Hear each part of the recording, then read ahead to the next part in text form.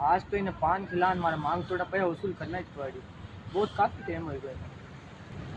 अरे यार विनोद ही आएगो यार, 150 रुपये मांगे हैं, मम्मी सब्जी मंगाई है। वो आएगो तो पैसा खोस ले यार।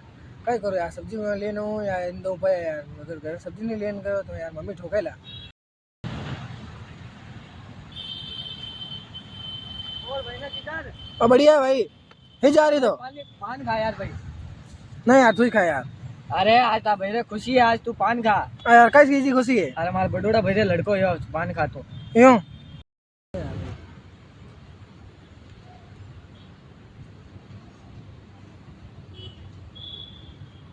भाई यार, पानी तो खारो की करे यार, गलो दुखन धोगो यार। अरे पान तो खा रो रे नहीं, इनमें जेर जो नहीं क्यों है। अरे यार भाई, अरे यार, अरे मारो कोई दुश्मनी थी यार। तुम्हारा मांग थोड़ा 150 का नहीं दे रही तो तुम्हें जेर नहीं क्यों है। अरे यार भाई यार, यार बड़ा डिब्बा लेना था यार, जाए कि नहीं क्यों यार।